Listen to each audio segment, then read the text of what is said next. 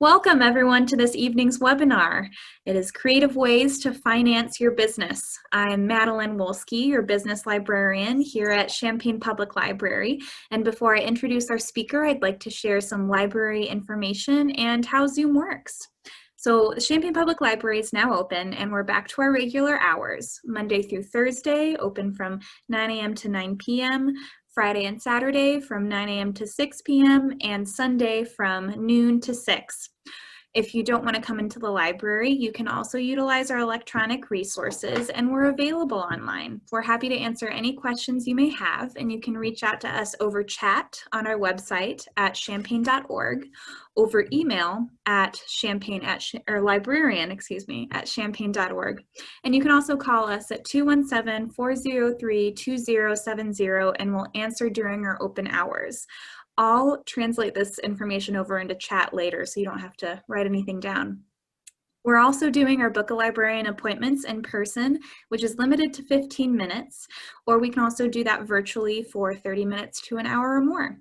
These are one-on-one appointments with me or other librarians where we can discuss all aspects of entrepreneurship and business, and I can connect you with resources within our library and community.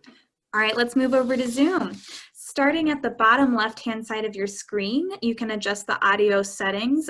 Everyone is currently muted and will be unless you raise your hand, which is right in the center of your screen next to chat. And once you raise that hand, you click on it, I will unmute you and you can ask questions verbally with your voice. Otherwise, we do have chat. I kind of want to let people know if you click that too, it's good to see who you're sending the message to. I typically always select all panelists and attendees, which means that everyone within the webinar will be able to see your question and you'll even be able to communicate. So I encourage you to relay any questions you have about the presentation. I can also help you with some tech troubleshooting if you're having problems. And even if you just want to make a comment like, wow, great tip. Like that. All right. Lastly, we are recording today's webinar and we will be making this available online. And I also will be emailing it out to everyone who had registered for the initial presentation. And without further ado, I'd like to introduce our speaker. Pam Schallhorn is an extension specialist specializing in community and economic development for the University of Illinois, where she assesses, develops, and teaches community and economic development programs while working closely with the public. Before university, she was a commercial lender and vice president of several Midwestern regional banks and was previously the Small Business Development Center director in Rockford, as well as founder of New Urban Futures, where she consulted both community and economic development projects on a contractual basis. So Pam, thank you so much for joining us this evening. Well, thank you for having me. I appreciate it. Absolutely. I'm going to get started so that we can end on time. And as she mentioned, if you have any questions, feel free to put them in the chat box. The other thing I'm going to ask Madeline to do is, Madeline, if you would put that link in again to that demographic survey. All of the work I do is supported by grants, and I'd really appreciate it if you would fill out that demographic survey. You do have the option to say prefer not to answer, but if you would please, I'd appreciate it. Okay, let's talk about some creative ways to finance your business, and it's really non-traditional sources of funding for your business. I'm not sure if you own a business, you're a community leader, or you are going to be starting a business. I think this course sort of goes for all three. And like I said, if you have any questions, I'm going to move through some of this relatively quickly, but I'll also send Madeline a PDF file of this program in case you want to check back on certain slides. Okay, first of all, traditional and SBA lending. What am I talking about? Non-traditional. Let me talk a little bit about the traditional. And right now, because of the pandemic, one of the things that I'm really encouraging is the value of a bank relationship.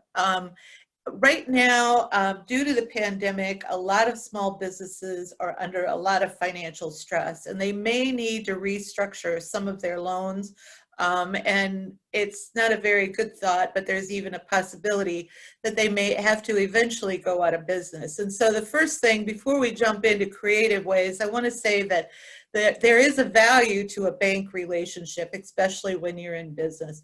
Knowing the banker you're working with, having the opportunity to contact and work things out with them. And the one thing I really do encourage, and I encourage this to all the farmers that I've been teaching farm stress to over the last couple of years, and that is keep in contact with the banker. Try to work things out. The SBA is still now considered, it used to be considered non-traditional, but I think that's changed. It's still more of a traditional lending. It's just they will take more risk on than a traditional bank. And sometimes SBA lending can come in handy if you are having some financial difficulties, because there's a possibility that they may restructure your loans under the SBA, and that can be very helpful. For those of you that are starting new businesses, well, you definitely want to establish a bank relationship. That means having your checking account and your business loans with one bank. Some people think it's smart to shop and find that lowest rate, and I'm not going to discount that. That is important. But at the same token, when you get into some trouble or have some hard times, having a strong bank relationship, a banker that knows how you keep your checking account and knows how you manage your loans when things are good, can be a very useful tool. The next thing, I'm going to talk about COVID-19 grants. Honestly, there have been very, very, very few grants available for small business owners over the course of my career, which has been fairly long. And so it was it was good, but it was surprising that so many of these grants came about. And I'm sure part of it is because, you know, many of these businesses were forced to close down, and you know, because of the pandemic, and that was quite unusual. And I think they did do a declaration, emergency declaration here in the state, which brought in some emergency money, but that was still loans. It was the Paycheck Protection Loan Program that came out first, which, by the way, that expired on August 8th and has not yet been renewed. So I don't want anyone to think that that grant is available. Now, we are lucky here in Illinois that they have two grant opportunities. They've actually had several, but only two are currently open. One is the Illinois Business Interruption Grant, and the other is the Illinois Downstate Small Business Stabilization Program. Now, we just had a discussion. I had another program I gave at noon, not this one, but one called Surviving the Pandemic. And there was some discussion about how even though people that applied for the Illinois Downstate Small Business Stabilization Program, that's a mouthful, we'll call it the Downstate Grant, they applied and actually found out they were going to receive the money on June 3rd. In reality, they still have not received any money. Now, on the other hand, the Illinois Business Interruption Grant, I really encourage you to apply for it if you can, and if you feel that your business has been damaged by COVID-19. These grants, by the way, are not available for startup businesses. In fact, I think most of them you have to be in business for at least a year before the pandemic hit. But that Illinois Business Interruption Grant, I've had a couple of people that I've worked with, small business owners, they applied for it. I did not realize it was selected by lottery until after one of these people sent me the email she received from the state. It is picked by a lottery, but it was very easy to apply for. She received the money, or the access to the money, I should say. I think she received $20,000 pretty quickly. So if you haven't and you need it, or you know someone who could use a grant, I highly encourage you to talk to them about what they call the big grant. Using credit cards, I don't recommend using credit cards, but according to my research, almost a third of all small businesses use it as a way to get cash when they need it. And I know that a lot of people through the pandemic have been using their credit cards. If you're thinking about starting a business, I am not recommending you start it with a credit card. If you feel you have to use credit cards in order to start a business, you're already off on the wrong track. If you are using credit cards, are forced into a position to do it, you want to watch that interest rate. It's a huge difference in interest. You also want to make sure that you term this out. You treat this credit card debt. Let's say you build up within a couple of months $20,000, as one of these small businesses I've been working with through the pandemic has done. And she needed cash withdrawals, so her interest rate is just outrageous. I mean, you can see business credit cards and personal credit cards that can range anywhere from, well, they call it a 0% credit card, but in reality, you're going to be paying a 3 to 4% fee in order to borrow for a year on that 0% credit card. But you can also see rates that are 13%, 18%, 23%, and probably even more. So you really want to watch those interest rates, because what happens is you end up not even being able to cover the interest, let alone trying to pay it down. I recommend you try to term it out in monthly payments, maybe over a 1 to 5 year amortization. Maybe for the first year, right now, you may pay interest only, but keep in mind that interest isn't allowing you to pay down any principal. The other thing I'll warn you is that banks, even the SBA, and what I found out from one of these businesses I'm working with that got the big grant, most banks are not going to want to refinance credit cards. And the one woman I was working with has been told she cannot pay off the $20,000 in cash advances with the big grant. That it does not qualify, even though she can prove and has receipts to show that all the money was spent for business expenses. So definitely try to stay away from credit cards. If you do decide to go with credit cards, you want to make sure you're very good at managing them, and you try to make payments that'll pay both interest and principal down every month. There's also lesser financing, and for new businesses, this can be a very vital part of Yeah, Pam, we have a question. okay, someone asked a question. Is that because she used a personal credit card for business purchases? No, it was not. They just would not pay off any credit cards. They won't allow it. Now, she can pay business expenses and then keep back whatever extra cash and profit she has and use that profit to pay the credit cards, but she can't take a drawdown on the big grant. And like I said, most bankers don't want to have to do that either. So it really doesn't matter. And it's something I really want to encourage people to watch, because you can get yourself very quickly into trouble with credit cards.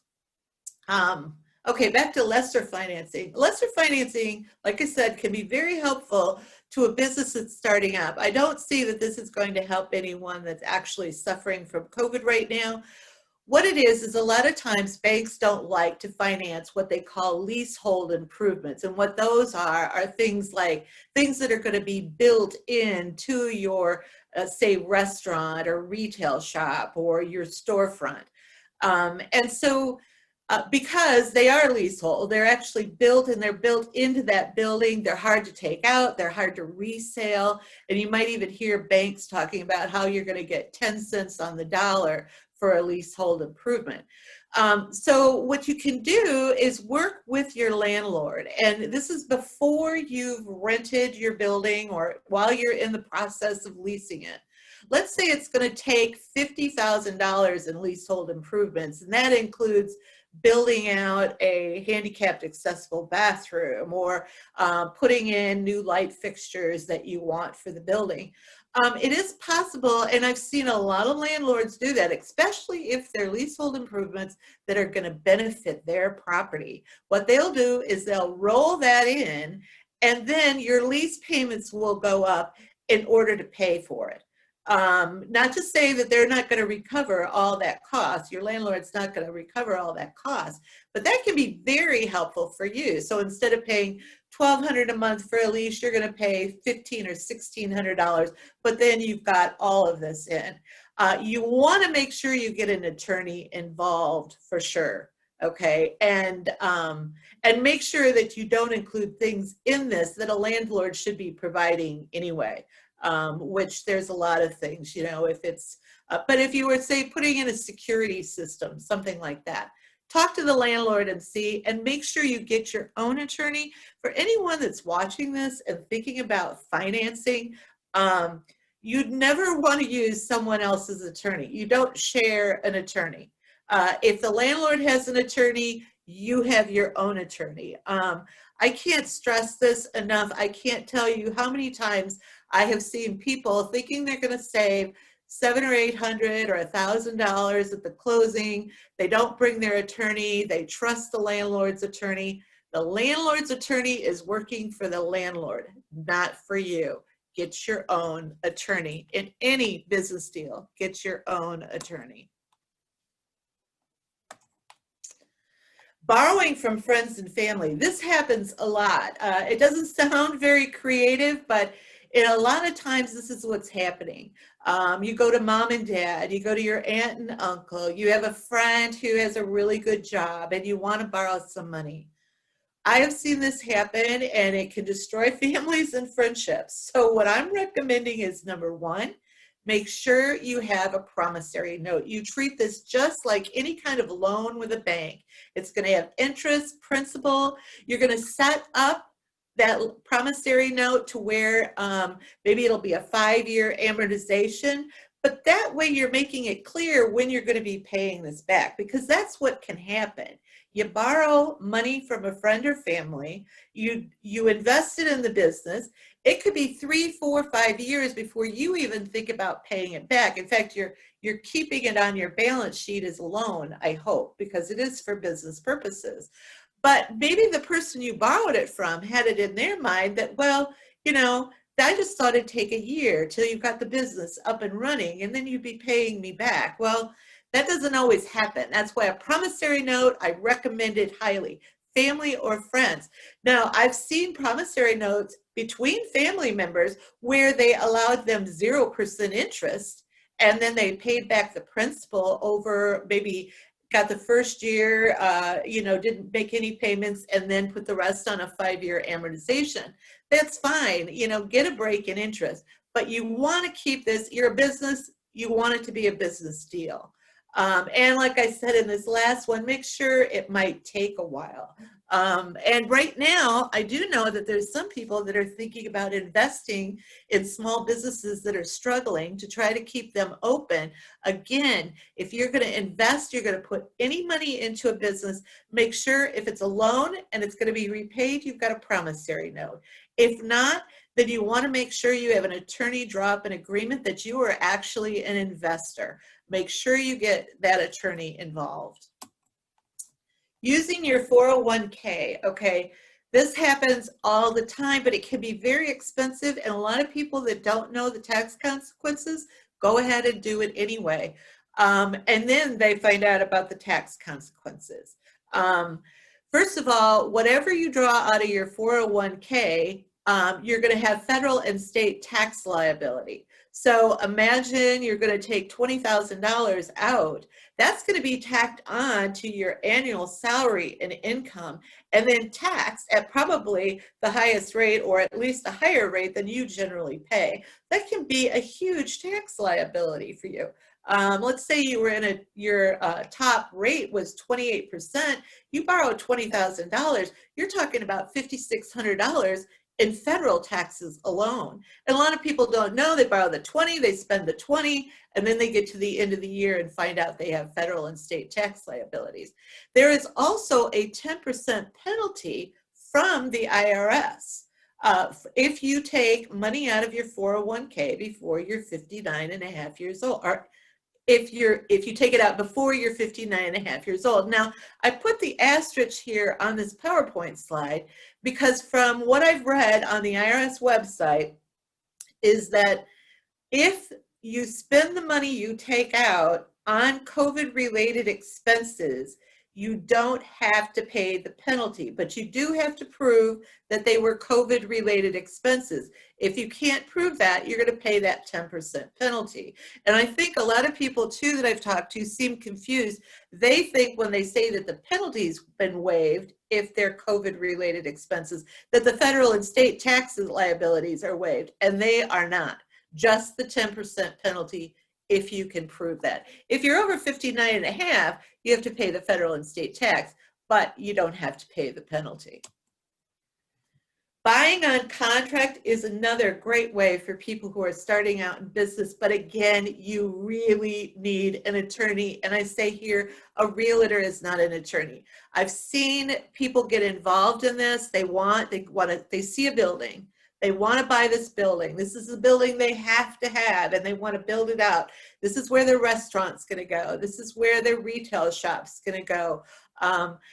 What it is this is really seller financing. It's generally for people who cannot apply for a traditional loan through a commercial lender or an SBA loan, because that would be my first thought rather than doing the seller financing. You want to watch the interest rate. You want to know that, let's say, most of these contracts have a balloon payment. What that balloon payment means is that when you borrow or when you buy on contract, you get the building, and now you have a $150,000 contract for that building.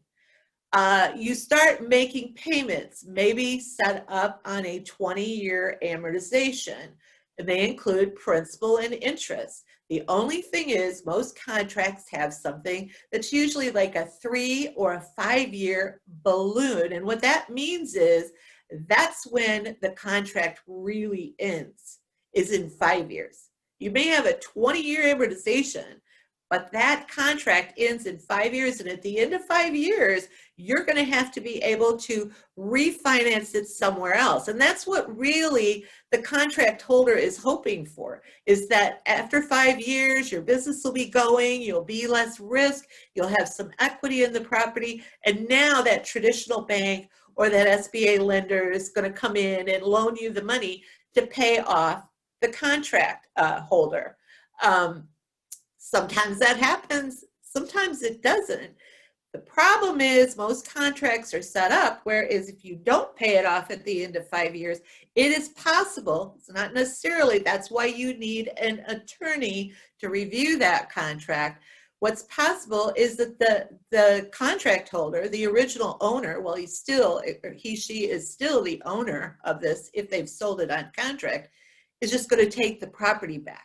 So you've put in leasehold improvements, you have your business in there, 5 years is up, you can't get it refinanced. So you really need to understand that and have a good attorney that can review the contract and make sure that you're protected. But this is a way that many people, well, they buy homes this way, but a lot of people have bought a lot of buildings and businesses on this when they aren't qualified for contractual or for traditional lending opportunities. Now, here's some community financing options, and I'm putting these out here today, and you're very lucky. In fact, Madeline, if you wouldn't mind sharing Norm Walser's, and it's Dr. Norm Walser, his email address. Norm Walser has been working internationally on community-supported enterprises. He's written a lot of papers, and he's got some more that he's going to be publishing here very shortly. This is a great idea for communities who see a business that may be going out of business and they don't want it to go away. Maybe it's a grocery store or a what else am I trying to think of? A grocery store or a coffee shop or just a business that the community members are pretty emotionally attached to and would like to keep it.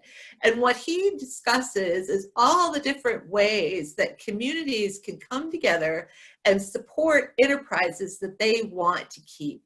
I'm not going to go into detail with it, but I certainly, if you're interested in all, especially if you're in a community or maybe you're a business that's thinking they're going to have to go out of business, I really encourage you to copy and paste or write down Norm's number and ask him for some information or additional information on community supported enterprises. He may also have some, what do I want to say? He may also have some workshops or someone else giving workshops on this specific opportunity for community supported enterprises. There also are co-ops, and community supported enterprises could include cooperatives. Cooperative is just a different kind of legal structure. And it's very good when communities want to come together. And I've seen it done. I think his name is Sean Parks or Parker from Western Illinois University. He is an expert on this. I've seen him give presentations. If you're interested in starting a grocery store in a small rural area or want to do something in more of a community-wide, cooperatives are another way. It's just another legal structure that can be used. Now, for the next few minutes, I'm going to be talking about crowdfunding. I have done crowdfunding myself. I worked on a community garden project a few years ago in Mount Vernon, Illinois. We actually raised over $4,000 in 30 days to start a community garden in a town of about 12,000 people. Crowdfunding is very powerful. I have not seen too many businesses so far during this pandemic stepping up to look at crowdfunding, but I want to go over some of the particulars of crowdfunding with you, because if you're a startup business or if you're a business now that's in having financial difficulties, crowdfunding might be an option you want to look at. And I'm going to go through some of this relatively quickly, but then at the end, I'm going to show you an excellent example of a community or a business, a small business, who actually did a lot of their startup capital came from crowdfunding. Crowdfunding can be for an entrepreneur or it can be for a not-for-profit, but there are sites like Kickstarter that will not allow a not-for-profit to do it. Now, we were able to do a community garden, but we weren't an official. I see I've got maybe a question. Oh, thank you very much, Norm, for putting all that in there. I appreciate that. Thank you so much. Okay. What's great about crowdfunding? Well, it's capital you don't have to pay back. Okay, there is equity crowdfunding, and I've done some research on this, and I understand there's a project here in Springfield that's thinking about doing equity crowdfunding. But again, what it is when they give money to the crowdfunding campaign, they're actually buying a piece of the business. I'm not going to talk about this here. Anything like that, again, you'd have to get an attorney involved. You wouldn't necessarily need an attorney involved to do just simple, basic crowdfunding. And there's over 500 crowdfunding sites. The ones I'm the most familiar with are Kickstarter, GoFundMe, and I think the other one is Indiegogo. But there are actually 500 worldwide. No credit checks. You have to have a checking account, though, and preferably a checking account in good standing. It's also a great way to market your product, and it gives you a chance to test your market. Now, the one thing I'm going to let you know right off the bat is that if you do a crowdfunding campaign and you use Kickstarter or one of the other platforms, they are not going to really advertise this for you. That is a misnomer that a lot of people have when they start doing crowdfunding. You are going to have to manage that campaign just like you would any other fundraising campaign. It's just, I like it because it's so much more, as I mentioned here for the not-for-profits, but the same way for an entrepreneur. It's transparent, it's accountable. People knew how much money we were raising for the community garden, and they knew how much money we spent because we keep them updated on the site itself, the platform itself.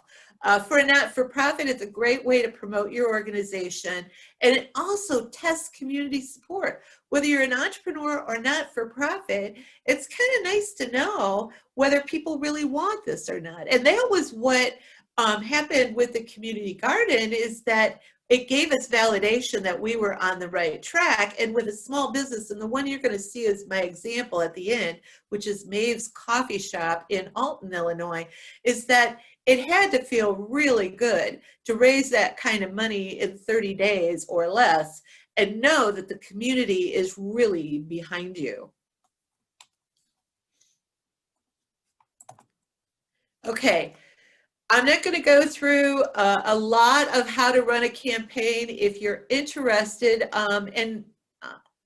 would you mind putting my email address in again now for anyone?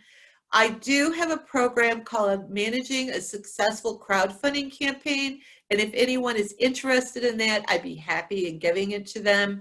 But what I want to mention here is that there are so many pieces of this. This is not an easy thing to do. You've got to have someone who's savvy enough to get it set up on the platform, but then you also have to have a campaign manager. You have to have people out there that want to raise the money. Selecting a platform, I've already talked about the 500 crowdfunding sites worldwide and what some of the common ones are.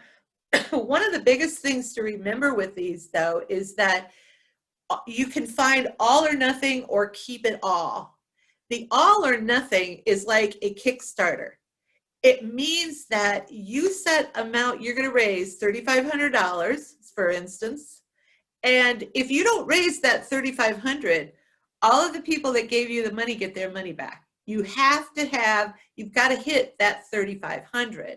The keep it all is more like a GoFundMe, and you can keep all the money you raise, but I'm going to warn you, GoFundMe is used so often by people who are trying to raise funeral expenses and raise, say, money to pay healthcare bills, that I have not really seen it as a good platform for people who are starting, expanding, or expanding a business. You're much better off to go with something like Kickstarter or, like I said, Indiegogo or any of the others. Just go ahead and research them online. I talked about the equity crowdfunding. I'm not going to say much, but I do know that a lot of people have raised a lot of money like this. It's a little bit more complex. People actually own a piece of your business. And that's something that when people are thinking about coming in and investing with you, one, again, back to needing that attorney, but two, anyone invests in your company, they're going to have the expectations that they have some power and control over that business. And for entrepreneurs and small business owners, this can become very confusing. It can become muddled. It can build a hard, make it difficult for people to get along. This is another reason why when your family or friends hand you money, give them a promissory note and start making payments monthly. Don't let them think for a minute that they've invested and that they've actually bought into your business and that you're going to be able to work with them or pay them back when you feel like it. It's funny how money can change relationships. I've seen this, and I've, of course, have a really long finance background and seen a lot of this. So you really need to be careful when you're doing or you're selling a piece of that business. Kickstarter is just one example. I personally like it. It's great for creative projects like film, food, dance, theater, music. It's one of the oldest and most popular. It actually started in 2007 or 2008. You really do, you do need to have, what am I saying here? I'm sorry, I got caught up on this last line on this slide. Okay, I'm not sure why I was going to quote that, but I'm going to skip that one for now. Sorry about that. If you're going to use and do crowdfunding, and this goes for crowdfunding, this goes for any kind of advertising you're doing on social media, you need videos in your campaign. You can use them on Kickstarter, Facebook, or YouTube. Just putting up a lot of text does not work anymore, and certainly not the younger generations. If you're trying to raise money, you're starting to start a business, you need to learn how to use some sort of video platform and be able to put videos out there, whether it's your product, your restaurant, those, I mean, even Facebook says videos are the wave of the future. Even the photograph is no longer good enough. And you want a marketing and social media plan. Now, what I'm going to do is come here to show you Mava's coffee shop in Alton and what they did.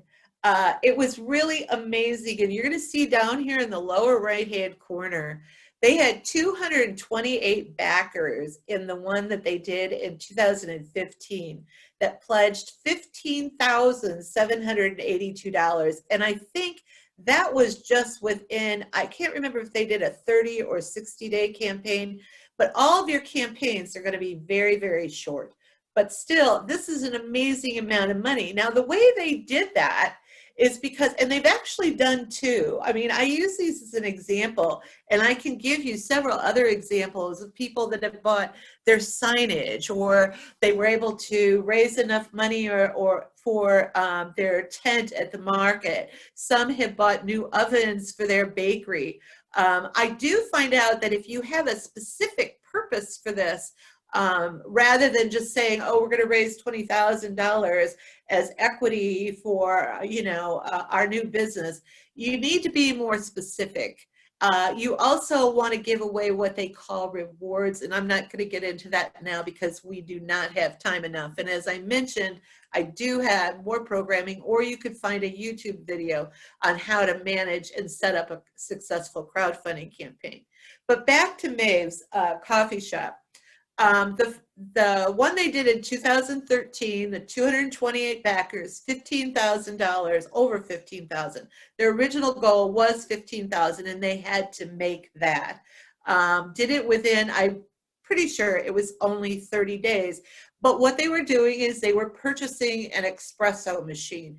Actually, it was one of the largest equipment criteria they had for their business when they started up. I mean, the other equipment, leasing out the building they were going to use, all of that they could pretty much handle. But this espresso machine was going to be $15,000, and so they decided to go with the Kickstarter campaign.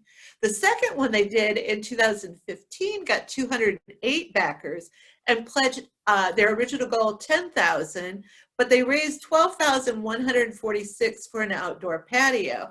Now, right there, to me, I'm looking at it as, okay, look at all the things restaurants are going to have to do this winter, okay? So whether you're starting a new business or you've got one and you need to bring in some additional funding, the crowdfunding can be the way for you to do this.